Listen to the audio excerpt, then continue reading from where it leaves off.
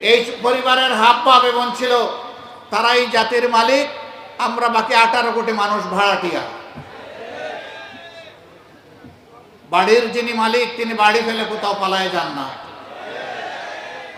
ঘর ছেড়ে কে যায়? ভাড়াটিয়া যায়। তারা বলতেন আমরা এই দেশ ছেড়ে পালাবো না, আমরা অমুকের মেয়ে, অমুকের নাতি, অমুকের পুতি।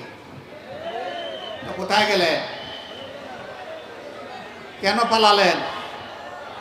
আমরাও তো বলি নাই পালাতে, আমরা তো বলেছিলাম থাকেন এবং দেখেন কি কাজ করেছেন, তার পরিণতিটা ভোগ করেন। চলে গেলেন, দলের লোকদেরকেও দুটো কথা বলে গেলেন না, এদেরকে দুঃখের সাগরে ভাসিয়ে আপনি চলে গেলেন। জনগণের খবর তো আপনি ভুলেই গেছেন বহু আগে, কারণ জনগণ আপনাদেরকে নির্বাচিত করে নাই। 14 সালের নির্বাচনে 154 জন বিনা ভোটে পাস, 18 সালের নির্বাচনে রাতের বেলা খালাস, আর 24 সালের নির্বাচনে আমি আর ডামি। এই অবস্থায় নির্বাচন করেছে আওয়ামী লীগ।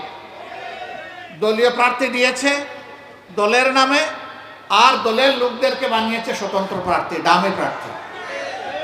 এইভাবে তারা নির্বাচনকে তামসার বস্তুতে পরিণত করেছিল। আমাদের দেশে যে সমস্ত যুবক যুবতীর বয়স হয়েছে 28 থেকে 30 বছর, তারা তিনটি নির্বাচন পেয়েছিল উপযুক্ত বয়সে, কিন্তু একটি ভোট দিতে পারেনি। আর যারা বয়স্ক ছিলেন তারা জীবনে কখনো ভোট দিতে পারলেও এই সময় ভোট দিতে পারেন নাই। এমনকি মনের দুঃখে ভোটের এই করা দেখে আওয়ামী লীগের লোকেরাও ভোট দিতে যায় নাই, তারাও তাদেরকে ঘৃণা করেছে। আওয়ামী লীগের ওই সমস্ত দুর্বৃত্তদের কথা আমি বলছি না, যারা মানুষকে জুলুম করেছে, মানুষের উপর জুলুম করে কষ্ট দিয়েছে, আমি তাদের কথা বলছি না। তাদেরও নিরীহ কিছু সমর্থক থাকতে পারে, আমি ওদের কথা বলছি। 2014 সালের নির্বাচনে 147টি সেন্টারে একটা মানুষও ভোট দিতে যায়নি। 18 সালের নির্বাচনে অনুরূপ একই দৃশ্য দেখা গেছে। ছাগল কুকুরকে ভোট সেন্টারের সামনে নির্বিঘ্নে প্রশান্তির সাথে ঘুমাতে দেখা গেছে, সেখানে মানুষ যায় না। প্রিয় দেশবাসী, তারা অনেকের বিচার করেছেন দুর্নীতির অভিযোগে, অনেকে জেলে রেখেছেন, কষ্ট দিয়েছেন দুর্নীতির অভিযোগে। হ্যাঁ, আমরাও চাই দুর্নীতি যেই করুক তার বিচার হওয়া উচিত।